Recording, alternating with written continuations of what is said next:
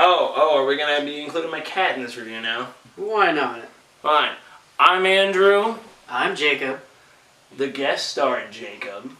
The guest star Jacob. Yeah, and this is Filmcraft, doing a spoiler review of Rogue One, a Star Wars story. This is you already know this is the prequel movie, the good prequel movie to Star Wars. It is about how the Rebels got the plans to the Death Star in the first place. Like how Princess Leia and how the crew that was trying to get it to the Rebellion base on Yavin 4, like how they actually got those plans to the Death Star to them in the first place. Right. So, Jacob, your general feelings on the movie? I think that it definitely helps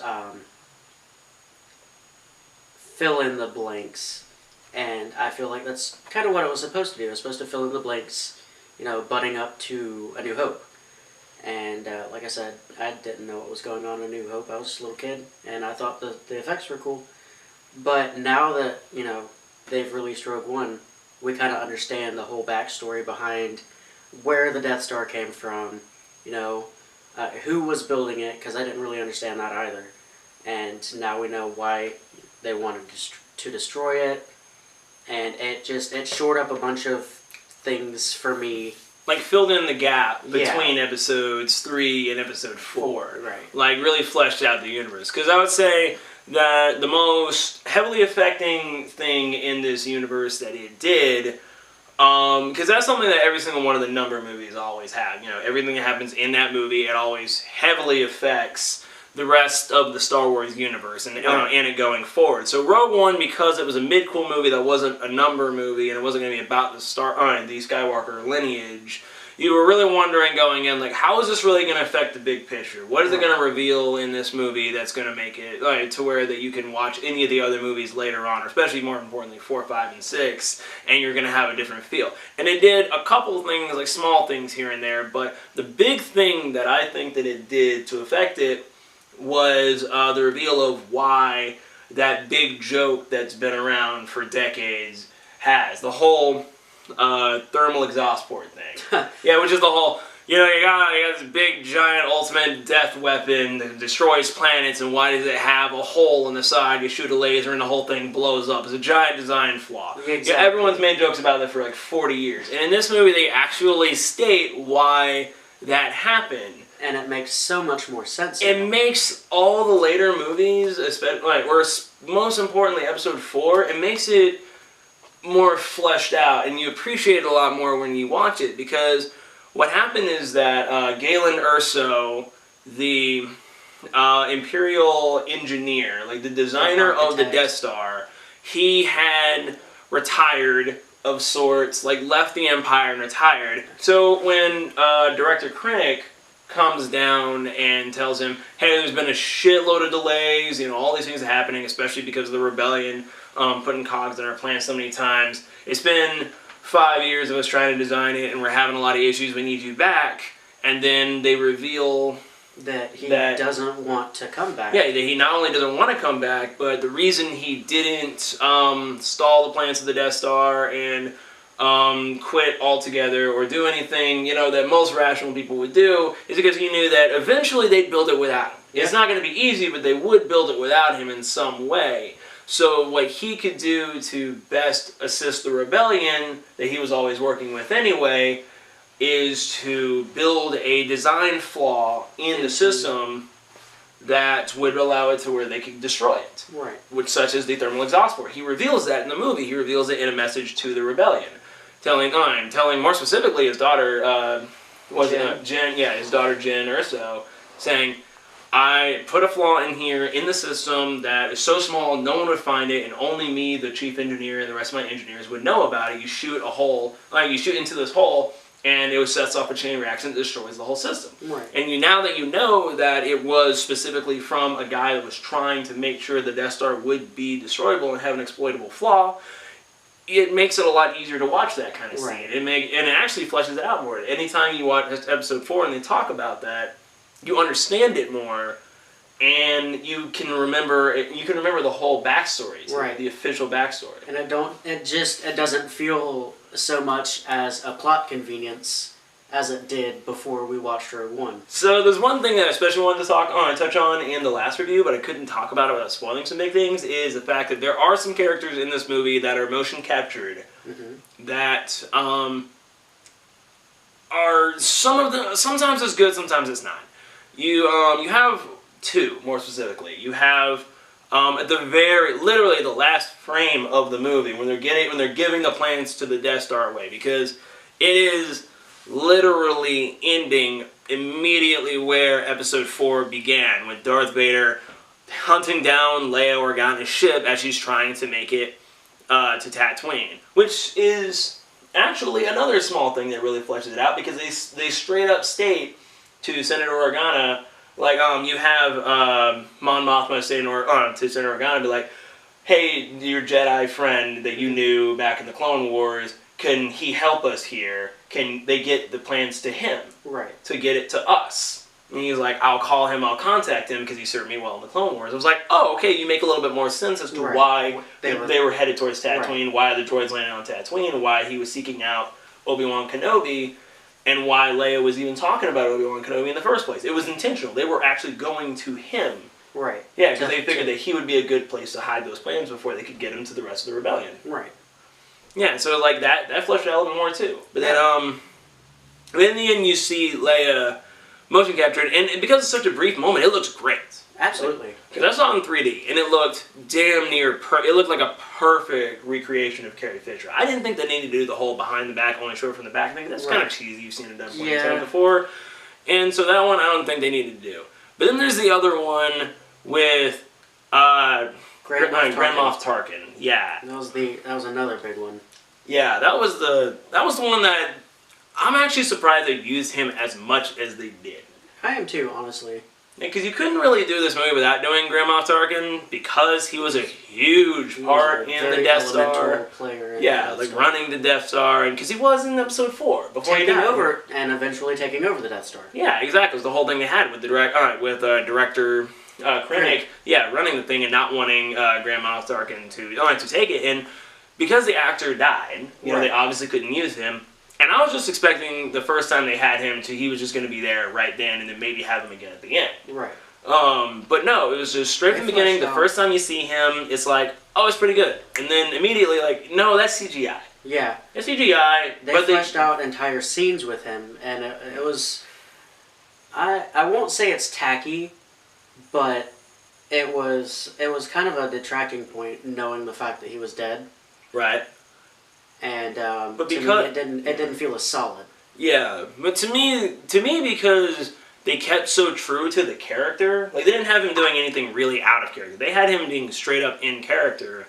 That it made it like it was really nice for me to see him, because I know there'd be no other way I'd be able to see him unless it was an animated form. Right. Which just kind of was animated form anyway. What about the first Darth Vader scene? Because he only has two. He has two Darth Vader scenes in this movie. Both of which were kind of interesting. But very different. Yes. Let's talk about that really bad pun. I loved that pun. And so many people, I keep hearing mixed things. I love that pun. When Director Krennic goes to the lava planet to talk to Vader, which does it feel like a reshoot scene to you? Because I know there's a lot of reshoots in this movie, but it kind of felt like a reshoot scene to me. Yeah. But it worked, though. It did. It had its own value to it. Yeah, this scene is filmed so great. It was just powered with Sith Lord. You could feel the dark side. Yeah, there was definitely an aura of dark side. Yeah, it felt like a Sith scene so much. So I like the aesthetic of it. And you see him, you see messed up Vader, you know, missing the limbs and the healing vat. You see that moment of vulnerability from him, and it was really, really cool. And then he just comes out and walks up to Krennic, and Krennic's kind of snivelly. But not normally to everyone, because he tries to profess aura of power, but he's one of those many people that's just feels low when he's around Darth Vader, because you could feel the power of Vader was emanating off from him, and it was great to hear James Earl Jones voice Vader again, like Vader sounding like Vader. Exactly. You know, and him talking like Vader. So him just putting Krennic into the ground, basically being like, no, the Death Star doesn't exist. This was a part of a mining explosion. And Krennic being like, wait, am I still in charge? And then Vader you don't even see him. You don't see him do it. You just see Krennic starting to choke. So you know what Vader is doing. You know he's doing the Force choke. And it's just, oh my God, the brutality of it. But then Vader turns around and you see him doing the pinch thing, which is cool. It's just really cool. It really shows his power. And then he says, "Careful not to choke on your ambitions, director." And I'm like, it hurts even. I love it because I've never thought of Vader as a funny guy or a guy to crack a joke. But I felt like it was in character just because it was him kind of having like a little bit of a laugh at this pathetic excuse of a person to him. Because to him, Krennic is just pathetic. He's a peon. And he's just treating them like fucking trash. To me, it was like him basically being like to that one guy in episode 4 saying, "I find your lack of faith disturbing." Yes. Like the same way, just treating him like garbage. And I love that. Actually, I really love that. But I can see why a lot of other people would. The thing that actually kind of drove it home for me, though, because even though I don't really like puns, I'm not a pun guy. I'm not a pun guy either. I hate puns. But for some reason, I liked it the way he did it. So what really drove it home to me with that shitty-ass pun was knowing that James Earl Jones and his awesome black manness said that himself, and that is great. I love that. I love that so much. So you got that one Darth Vader scene, and then you got the epic Darth Vader scene. Like right at the tail end. Walking through the ship. After the rebels succeed in getting the Death Star plans transmitted from the planet at the bottom at the end. Also spoilers, we'll get to that one in a minute. So after they get transmitted the plans, they get it on this physical drive, this physical disc, and then Darth Vader just boards that rebel ship. They are in this hallway. They're trying to pass it along to each other, get it down to the rest of the members of the ship because it's a physical medium. And they're trying to get it to where they can transmit it back to their base. But they can't get it that far. So this walkway, it closes in. The door closes in almost all the way down to a T. All the lights go out, and then you just hear that, and you know shit's about to go down. Then you see the lightsaber pop, the red lightsaber in the blackness. You see Darth Vader in there, and man, it sends chills up your spine. I'm getting goosebumps just thinking about it. Yeah, oh my god, that's probably a reshoot scene, and it's a damn good one. Absolutely. Damn good one. Applaud them on that, because he just wrecks everyone in that hallway. Fuck you. Fuck you. Sends a go flying sends a dude just flying up into the ceiling, sends him flying on the side, force chokes a dude and just slams him on the ground. Lightsaber, deflect blast, to the point where you get a guy going from let us out to take it, because you know he's gonna die. There's no way he's getting out of that. And it is ravaging intensity. Really is. And it's fantastic. And there was one point that I don't think a lot of people noticed. Darth Vader actually picked up one of the crew members and was force choking him, but he kept him on the ceiling as he was killing everybody else. And then as he walked under this other person, he takes his lightsaber and cuts him in half. Oh yeah, oh my god, the brutality. That was a Mortal Kombat brutality. Fuck you. Yeah, oh man, it was just, it perfectly encapsulated the menacing force that Darth Vader is to the rebellion. Like, dude, the average person who isn't a Jedi, because Jedi already fear a guy like Darth Vader in the Star Wars universe, and they've shown it in Rebels. You know, Jedi fear him.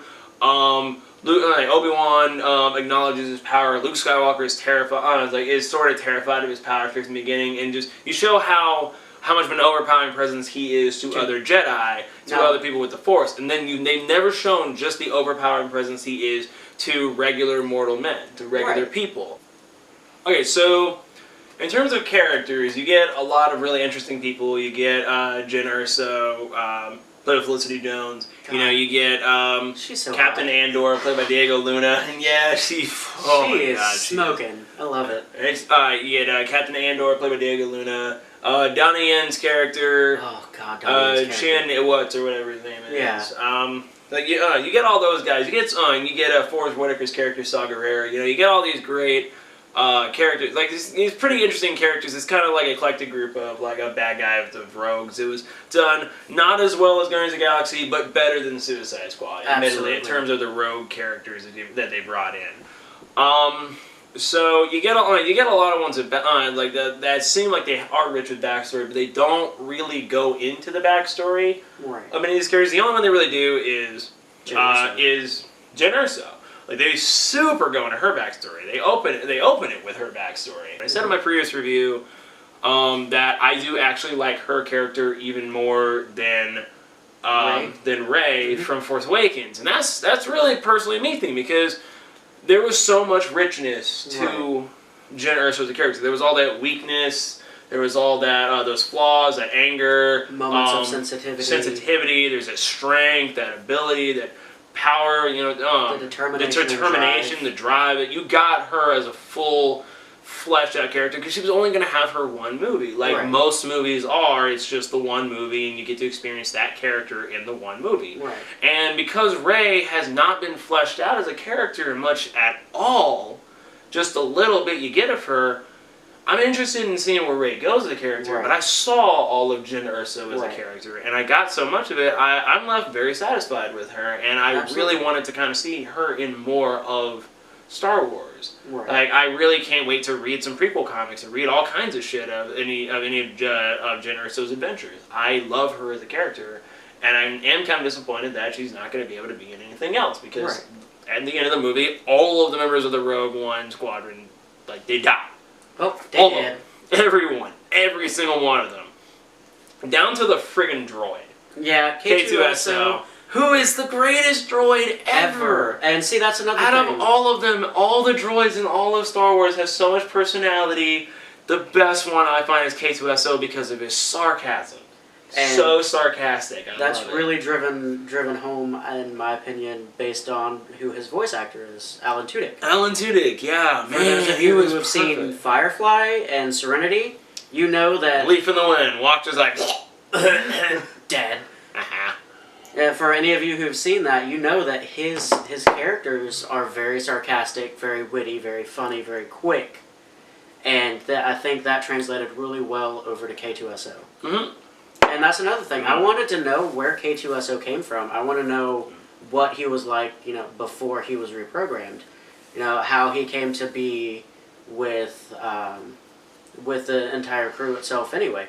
And I felt that way with Donnie Yen's character. I want to know how he and his partner, came together, where they met, what gave them such a strong bond together. As you put it in your last review, they were like the Han and Chewie.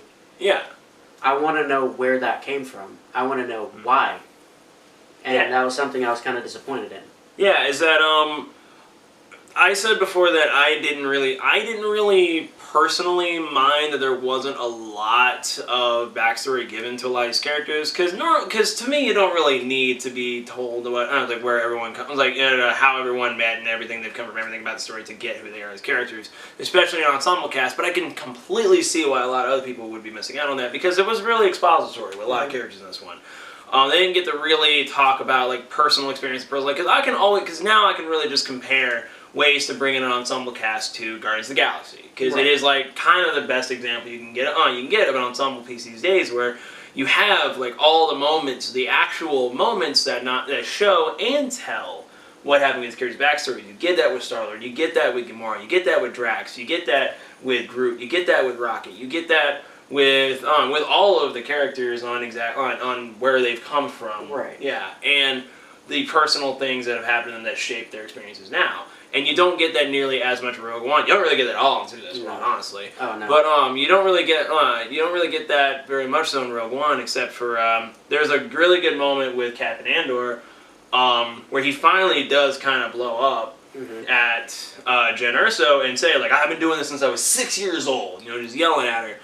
And it's really cool because you finally get a little bit more on what shaped him into being him. But honestly, I don't really feel that I need to know why he was such a scoundrel and such a rogue. More so than that, because that was kind of the point of his character. He was very close to the chest. He was very closeted. He was very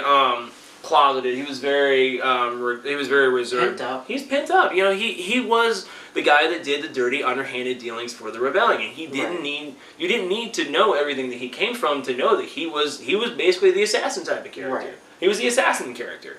So, I like just having the moment, but at the same time, there's a lot of the things that he decides not to do or to do that kind of conflict, where he kills that guy almost remorselessly at the beginning. Right. Yeah, where he's talking to that one rebel who's like, I can't go anywhere with this messed up arm, and the stormtroopers are coming. He's like, I understand that. I know, you can't go anywhere. You're kind of a loose You're kind of a loose You're end. loose end. Bam! And he kills him. And you can see the remorse in his face. He's like, Right. you know, he's saying in his head, "I did it for the rebellion. I did it for the cause." And then and then he goes, and that's his job. He's always doing those kinds of things. But then later, when he refuses to kill Galen Erso, because he has a sniper rifle, he's right up there on the rock whenever they go to the mining facility that Galen Erso's at, and he won't take the shot. Right. And you'll have to wonder, well, why? Because all he says later is that I didn't take the shot. You see, I didn't take the shot when Jyn confronts him about it. And you will have to wonder, well, why didn't you take the shot? Like, to me, the big flaw was, like, how they paced the movie, I was like, early on, because really it isn't until shit starts really going downhill that things finally start to pick up. Because straight from the beginning, they introduce you with a good scene of Galen Erso being picked up by Krennic, and Jyn's mother being killed trying to stop them, her being picked up by Saw Gerrera, which I'll get to Saw Gerrera in a minute. Then going on from there, and it picks up really interesting, but then straight from that, it just kind of drags. Like it gets to just character introduction after character introduction. You get Captain Andor, and then you get the pilot. You get to the Imperial pilot, who I don't think they even gave a name to. Actually, no, he was just the pilot. The thing, like, I feel like there was too much backstory to begin with. Yeah. Like, they were introducing too many characters too fast. Yeah, and instead of hashing out, each individual character story. Yeah, or having it all revealed as they intertwine amongst each other. Right. Because in Guardians of the Galaxy, they all intermingle amongst each other pretty damn quickly, and that's how theirs picks up. And so with Saw Gerrera, that's Forrest Whitaker's character, and he's a character straight from Rebels, which was interesting to see. And he looked like he could have been a really interesting character, even though his voice could kind of grate on your nerves. Yeah. He sounds like a man just being like punched in the throat. But he had this whole story of him being like this legendary figure amongst the rebellion and the Empire, for that matter, of him being the biggest thorn in both of their sides. Where he's this radical, he'll pretty much kill and waste anything and anyone around him, whether it's civilian or Imperial or not, to fuck the Empire. And he's lost so much of it. You look at him, and he looks like a man that's pretty close to being like Darth Vader. Right. He lost so much of his body, he lost so many of his body parts. He even breathes through a respirator. Right. You look at him, it's like you're like one step into becoming Darth Vader. So there could have been a lot to that, and they treated him like kind of the Jabba the Hutt of this movie, of this like legend, of this like big figure. But they get rid of him real quick.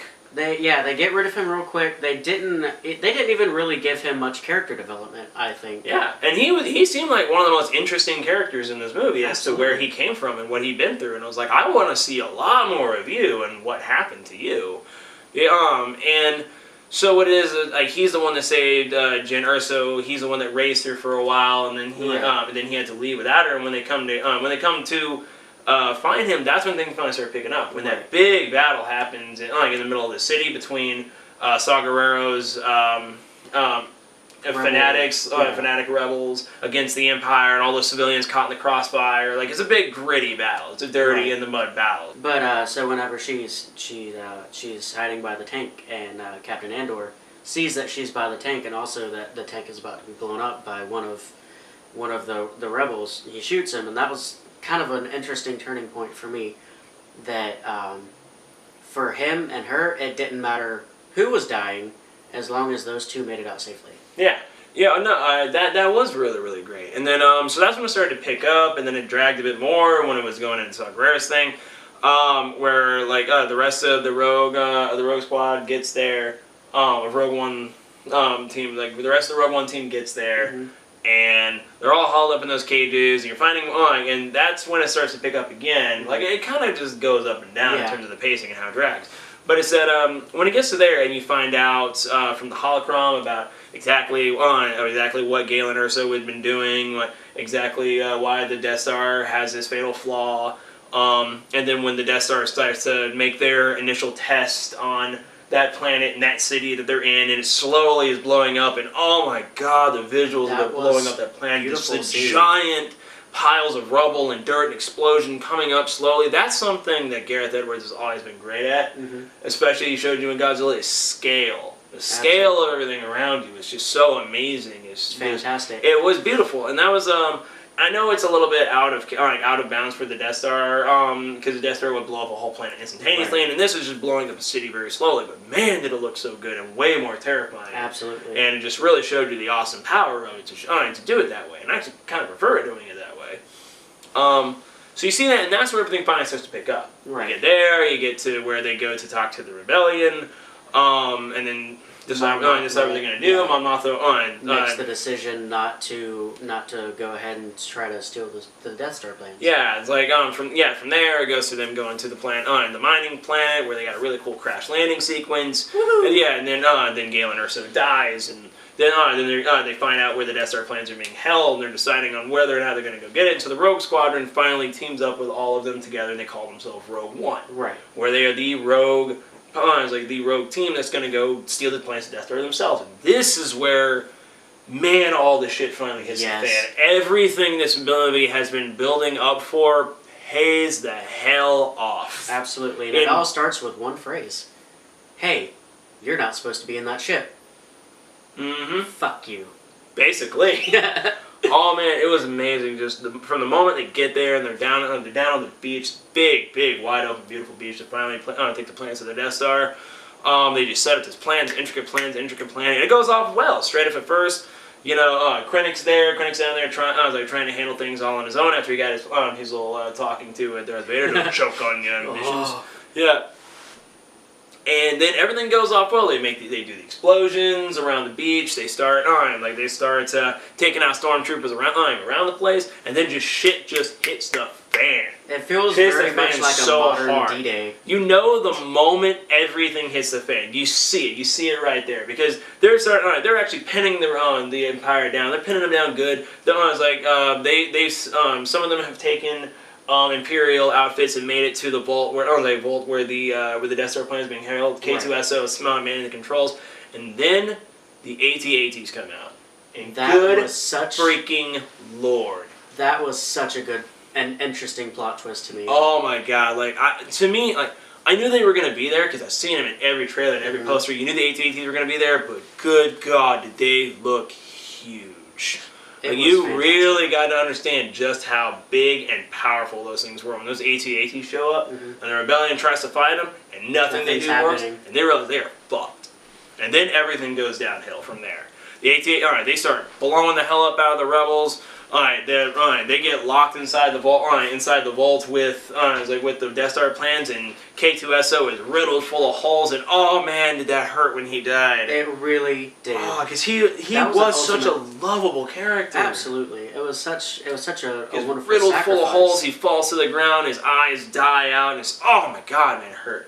So he dies, and then then later on, as they're trying to feed the Death Star plans out to a satellite to feed it out to the rebel squad, to the rebel faction, because now the freaking rebels have finally showed up. The rebel fleet is showing up. They're gonna take everything out. They're gonna go in this big epic battle with the Empire up in space and the Imperial forces down on the beach to be able to finally get the Death Star plans, because they decided, hell, now we'll show up, because now there's reports of rebels already fighting on the beach. So fuck it. We don't really have much choice anyway. Which is really kind of just convenient, honestly, because I'm like, why didn't you just go in the first place if it was going to be that easy of a decision? But okay, fine, we'll go with it. Right, and this movie actually did a really good job of playing with your emotions. Yeah.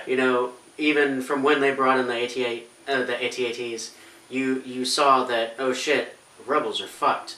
And then, it kind of plays into that a minute, and you're slowly realizing that there's no way the rebels are going to be able to fight off the AT-ATs. Yeah. They're beat down to the ground, and they're beat down to the ground. You feel how gritty these trench battles are. It feels like a real war movie at that point. Absolutely. And then the rest of the rebellion shows up, and you're like, oh, wait. Big epic swelling music. We have, a modicum of hope that this will actually turn out the way it's supposed to be. Even though we all, most Star Wars fans already knew the ending of Rogue One with the plans being stolen and handed off. But you don't know who's going to make it out. Right. You have an idea, but you don't know. No, right. Yeah, someone might, for all you know. They don't.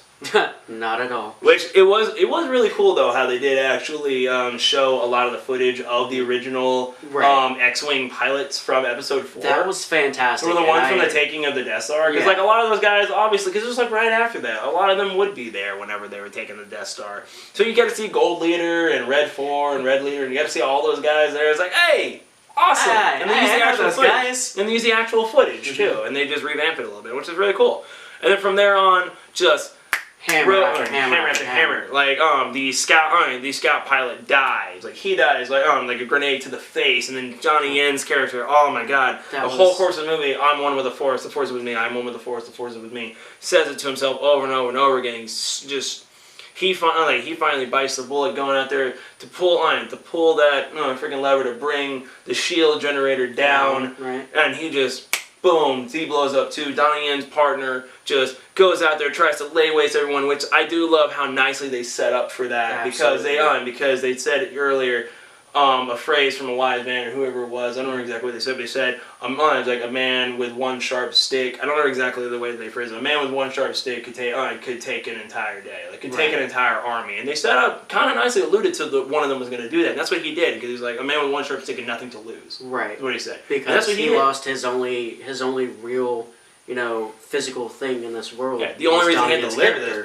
this point, his only connection to this world, because they already talked about earlier that they were people who guarded the Kyber crystals from the Jedi Temple, and once the Jedi were gone and they'd already taken all the Kyber, the Empire had taken all the Kyber crystals, they had nothing left. For there to do. They had nothing left. They but each other, and then he lost one.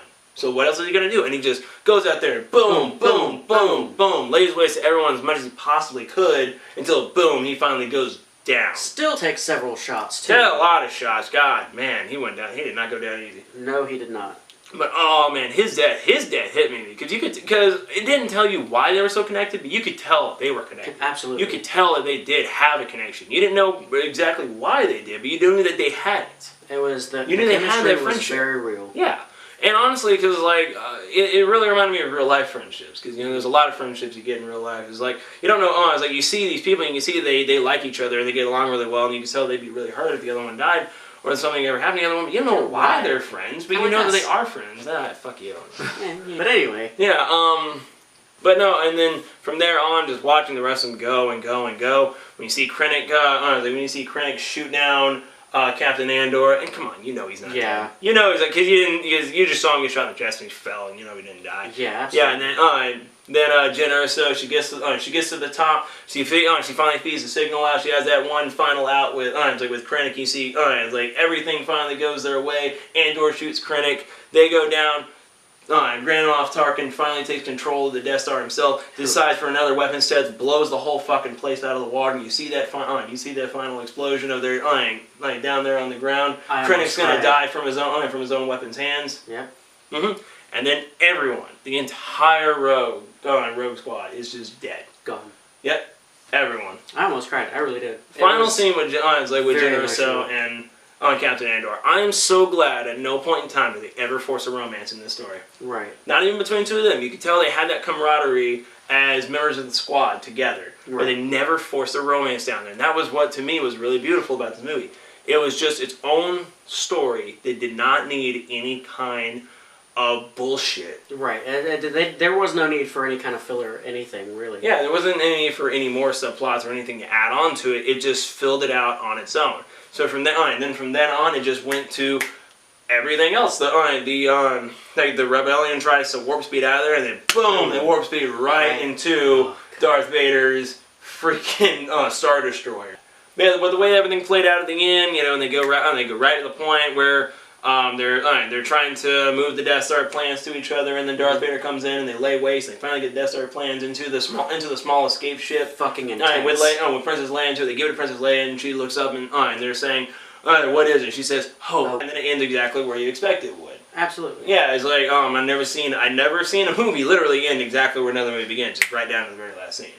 So, so all in all, I'll say, I really enjoyed watching it. I'm really going to go see it again. Absolutely. Did it have flaws? Oh, yeah, it had flaws. Was it a bad movie? Nowhere near. It was a good movie. It was a fun movie. It was a very entertaining movie. It was a great ride most of the way through. It was pretty memorable to me. I actually find a lot of those characters to be memorable, and really, to me, it's because they had pretty much nothing to work with. They had a Exactly. small snippet from the opening crawl of episode 4 to work with. They had a few guidelines they had to do, but all in all, in terms of characters and story and everything, they just worked from made the it ground their up. own. Worked They from the made it ground their up on own. anything they Absolutely. wanted. They didn't have to suffer from any kind of archetypes or any expectations or anything because no one had any particular expectations from Rogue One. It was its own thing. Right. Which is unfortunately what the Han Solo movie, the Solo movie, The Solo movie. yeah, doesn't have going for it because it's got Han Solo Solo. as the main character, so there's a shitload of expectations going in. Mhm. Yeah, which apparently this is part of their series that they're planning on doing. They're planning on this one being the war movie, this Han Solo movie being kind of a space western, you know, Right. a la Firefly. Maybe they'll let Nathan Fillion be in it. Oh, that'd be neat. Right? And I don't know what their third movie is going to be. They still haven't really totally decided what it's going to be. Some people think it's going to be a Mace Windu movie. Some other people think it's going to be an Obi-Wan movie. Some people think it's going to be a Yoda prequel movie. I kind of want a Darth Maul prequel movie. I really would love a Darth Maul movie. That Absolutely. would be really cool. I would really like to see them do something like what they are doing with Rogue One, which have it based on an original character with an original story. But all in all, I thoroughly enjoyed it. How many Death Stars would you give this movie? Out of 10, Death Stars out of 10. Death Stars out of 10. I would give it a solid 7.5 Death Stars out of 10. I think realistically for me, I would give it a 9. 9 Death Stars. 9 Death Stars. 9 total Death That's Stars. pretty impressive. That is very impressive. And believe it or not, it takes a lot for me to rate a movie that high, but I got really, really into that movie. Alright. Well, that'd be it for our review. Alright. I'm Andrew. I'm guest star? Star? My guest star? You're the guest star. I am the guest star, Jacob. Woo! Alright, and this is Film Crab, signing off.